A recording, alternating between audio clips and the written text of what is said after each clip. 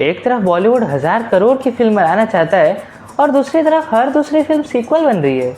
कभी south cinema की copy की जा रही है तो कभी हॉलीवुड लेवल यूनिवर्सेस बनाने की कोशिश की जा रही है। और जब कोई ट्रेलर आता है तो ऑडियंस उस मूवी को बिना देखे ही उसे जज कर लेती है और बोलती है हिट होने वाली है या फ्लॉप होने वाली है। कुछ तो गलती कर रही है इंडियन सिनेमा। प्रॉब्लम का एक मेजर रीज़न है कि आजकल मूवीज़ बनाना काफ़ी महंगा हो गया है, क्योंकि अगर आप ध्यान से सोचो तो मूवी में VFX का खर्चा, फिर स्टार की फीस, मार्केटिंग, ये सब आजकल बहुत ही ज़्यादा इंपॉर्टेंट हो गए, जिसके कारण हालांकि मैं वैसे स्टार की फीस को उतना इंपॉर्टेंट मानता नहीं हूँ, तो इसीलिए जो है स्टूडियोज़ को डर लगने लगा है कि अगर एक मूवी फ्लॉप हो गई तो उनका स्टूडियो ही पूरा बैंकरप्सी में जा सकता है कभी कभी।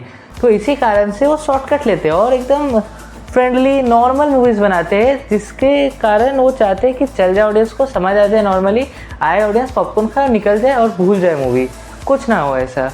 जिसके कारण मूवीज़ बन तो जाती है पर मेमोरेबल नहीं बनती है और उसमें स्ट्रॉन्ग राइटिंग भी नहीं होती है। प्लस एक और बात ये आती है कि अगर आप मूवीज़ को देखोगे, जैसे कि जो लेटेस्ट रिलीजेज हुई हैं, धमाल आ जाती है, फिर आपका वेलकम टू द जंगल हो जाता है, कॉकटेल 2, ये सब जो मूवीज़ है ये काफ़ी सेफ है और ये सबको किस बिना पे बनाया गया है। आई मीन अगर ये नॉर्मल मूवीज़ होती तो फिर कोई बनाता ही नहीं स्टूडियो, लेकिन इन्होंने इसे इसलिए बनाया क्योंकि ये पुरानी सक्सेसफुल फ्रेंचाइजीज का पार्ट है, जिसके कारण इन्हें लगता है कि ऑडियंस जो है पुरानी फ्रेंचाइजी के ट्रस्ट पे नई कहानी देखने आ जाएगी। हालांकि कहानी दोनों एकदम अलग रहती है, प्लॉट लगभग सेम रहता है लेकिन कहानी अलग रहती है, और जिसके कारण जो है ये सेफ वो कुछ भी लिख देते हैं और सोचते हैं ऑडियंस नॉस्टैल्जिया के चलते मूवी अच्छी मान ही लेगी, आ ही जाएगी, और ऐसा होता भी है। आई मीन ये सब जो फ्रेंचाइजीज है इसकी मूवीज़ हम लोग थोड़ा देखने चले जाते हैं, हमें लगता है कि हो सकता है ये फ्रेंचाइजी की मूवी है तो अच्छी ही होगी, पर निकलती क्या है, वीक राइटिंग निकलती है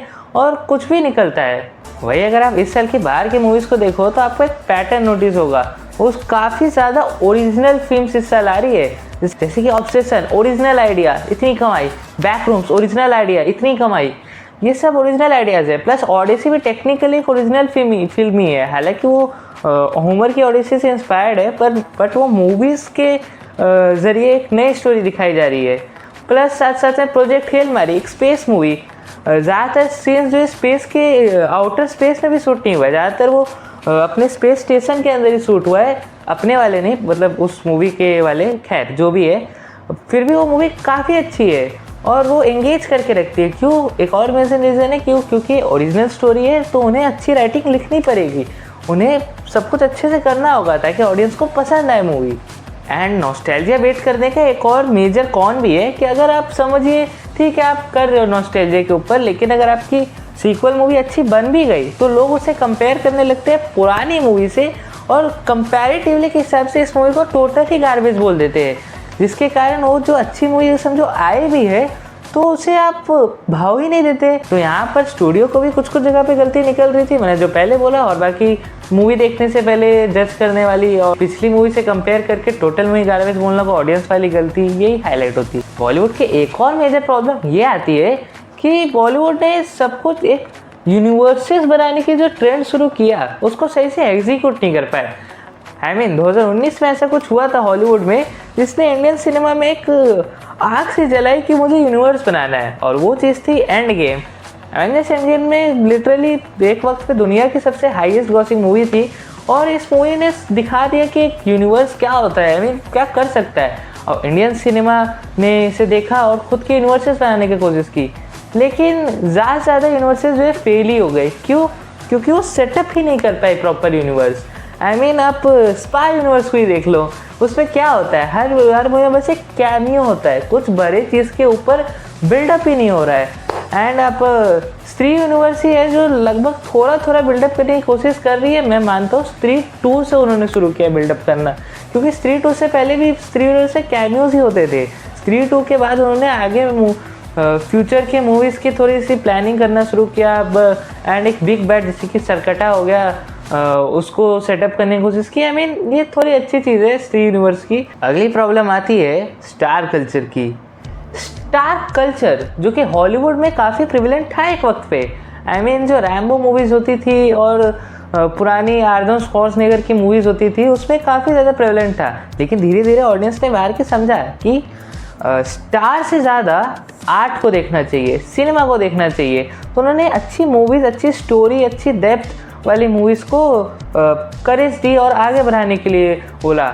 आई मीन ज़्यादा से ज़्यादा हॉलीवुड मूवीज़ अब डायरेक्टर्स के नाम पे चलती है, ना कि एक्टर्स के नाम पे, स्टूडियोज़ के नाम पे चलती है, ना कि और चीज़ों के नाम पे। ऑब्सेशन ऑफ बैकरूम्स को ही देख लो। आई मीन अगर एक डायरेक्टर को बड़ा पैसा कमाना होगा तो एक स्टार लेगा, सुपर स्टार लेगा, उसको काफ़ी ज़्यादा फीस देगा और उसके बाद उससे कुछ भी करवाएगा मूवी में, चाहे वो ऐसी चीज़ भी क्यों ना हो जो कि सूटेबल नहीं है लोगों के लिए। खैर मैं किसी एक्टर को टारगेट नहीं करता हूँ। हाँ, ये सब होगा, एक मास एंट्री देगा एंड बस ऑडियंस चीयर करेगी, पैसा देगी और निकल जाएगी। अगर किसी और कोई अगर इस मूवी को क्रिटिसाइज़ कर दे तो वो गाली देने लगेंगे उस रिव्यूअर को कि उन्होंने लग रहा है कि एक्टर को फैमिली का थ्रेट दे दिया है। I mean Indian audience and Indian cinema दोनों को समझना होगा कि स्टार कल्चर मतलब अच्छी मूवी नहीं होती है। अच्छी मूवी मतलब होती है अच्छी स्टोरी, अच्छी मतलब जो जितने भी टेक्निकल एस्पेक्ट्स होते हैं मूवी के वो होती है।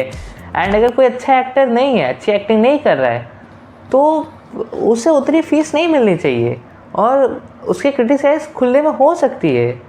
आई मीन हेट मैं स्पॉन्सर नहीं करता हूँ, मैं क्रिटिसिज्म, कंस्ट्रक्टिव क्रिटिसिज्म को मैं मानता हूँ होना चाहिए। अगली प्रॉब्लम ये भी आती है, आजकल एक मूवी को लोग जज केवल अपने भी ओपिनियन से नहीं करते, वो बाकी ओपिनियंस को भी एक साथ ला देते हैं।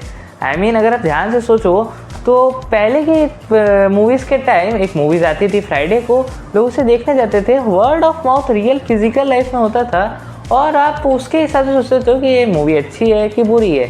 बट अब मूवी आते ही उसके हज़ारों रिव्यूज़ आ जाते हैं एंड कुछ लोग अटेंशन पाने के लिए मूवी को पूरा बोलने लगते हैं और कुछ लोग ये समझ नहीं पाते कि सामने वाला अटेंशन पाना चाह रहा है तो केवल उसी ओपिनियन के हिसाब से सोचता है मूवी ख़राब ही होगी। आई मीन जनरल ऑडियंस को भी समझना होगा कि आप किसी और के ओपिनियन के हिसाब से ये नहीं सोच सकते कि ये मूवी ख़राब ही होगी और उसे ब्लेटेंटली हेट नहीं कर सकते। आई मीन मैं भी ऐसा पहले करता था, अगर मुझे क्रिएटर्स बोलते थे कि ये मूवी अच्छी नहीं है तो मैं उसे नहीं देखता था। हालांकि मेरे फेवरेट क्रिएटर्स जो यूट्यूब पे है उनसे मेरा टेस्ट काफ़ी ज़्यादा मिलता है, मगर कभी कभी ऐसा होता है कि वो जो मूवी का फील है वो मुझे कभी कभी उनसे ज़्यादा अच्छा लगता है, कभी कभी उनसे कम अच्छा लगता है। अगर मैं एक हॉट टेक दूँ तो मुझे बैटमैन उतनी भी ग्रेटेस्ट मूवी नहीं लगी थी। द बैटमैन जो आई थी वो एक अच्छी मूवी थी बट वो एक परफेक्शन वाली मूवी नहीं थी। बाकी अगली प्रॉब्लम आती है कि बॉलीवुड जो है अगर ओरिजिनल स्टोरीज ला भी रहा है तो एक दूसरी मूवी से ऑलमोस्ट सिमिलर ही है। जैसे कि मैं गारंटी देता हूँ कि अगले 2 महीने में एक मूवी आएगी, मेरी मामा की लड़की का 13वां लड़का। ऐसी एक कॉमेडी मूवी आएगी हाई सैचुरेशन के साथ, जिसमें कुछ पर्टिकुलर एक्टर्स होंगे जो पुरानी मूवीज़ में एक साथ काम कर चुके हैं एंड वो मूवी रिलीज़ होगी, उसमें ख़राब कॉमेडी होगी, थोड़ा सा डबल मीनिंग जोक्स होंगे, वो मूवी रिलीज़ होगी एंड उसे कोई नहीं देखने जाएगा और ये रिपीट होते रहेगा। हाँ, हालांकि इस साल बॉलीवुड ने अच्छी चीज़ की है। आई मीन रामायण आ रहा है, फिर साउथ सिनेमा में वाराणसी आ रही है, तुम्बा 2 आ रहा है, इंडियन सिनेमा में अच्छी मूवीज़ आ रही है। बट अभी भी वो ख़राब मूवीज़ भी आ रही है और आने वाली है, जो क्या ही बोलूँ मैं। अब जो टॉक्सिक रिलीज़ हो रही है 26 अगस्त को, उसके ट्रेलर देख के साफ साफ पता चलता है कि वो क्या सेल करने की कोशिश कर रहे हैं। आई मीन अगर आपके पास एक अच्छी स्टोरी है, अगर आप बोलोगे कि ठीक है मैं ट्रेलर देख के जज नहीं कर सकता, आई मीन ट्रेलर देख के जज नहीं करना चाहिए, लेकिन आप ट्रेलर में खाली एक ही चीज़ दिखाओगे तो ऑलमोस्ट एक आइडिया तो हो जाता है कि आप मूवी में क्या दिखाना चाहते हो और किस टारगेट ऑडियंस को आप टारगेट कर रहे हो। अगर आप पहले के समय की मूवीज़ देखो इंडियन सिनेमा की, तो वो ओरिजिनल होती थी एंड अच्छी स्टोरी भी होती थी। जैसे कि अब मैं सत्यजीत रे की ही बात करूँ, आई मीन बहुत लोगों ने बात कर चुकी है उनकी, लेकिन वो ऐसी मूवीज़ बनाते थे जो हॉलीवुड लेवल एकदम अलग ही लेवल की होती थी, एकदम प्रॉपर बाहर एकदम वर्ल्ड सिनेमा आर्ट लगती थी उनकी मूवीज़। मैं ग्लेस कर रहा हूँ उन्हें क्योंकि वो ग्लेस करने लायक है, वो बहुत ही अच्छे थे। एंड उन्होंने फेमस कोट भी कहा था कि Indian audience is so backward, जिसको काफ़ी लोग रेसिस्ट भी मानते हैं, लेकिन मेरा मानना है कि सिनेमा में इंडियन ऑडियंस थोड़ी बैकवर्ड तो है। अब मैं खुद को सुपीरियर नहीं बोल रहा हूँ, लेकिन अगर कोई चीज़ ख़राब है तो उसको ख़राब ही बोलूँगा मैं। क्रिस्टोफर नोलन का आप देख सकते हैं काफ़ी ज़्यादा सक्सेस होता है इंडिया में, प्लस एमसीयू की मूवीज़ तो है ही जो इंडियन सिनेमा में अच्छी चलती है। Spiderman brand new day I थी, वो काफ़ी अच्छा चली थी और ऑब्सेशन भी काफ़ी ज़्यादा फेमस हुई थी। खैर यही थी वीडियो आज की, आपका ओपिनियन आप कमेंट से बताएं। Bye bye.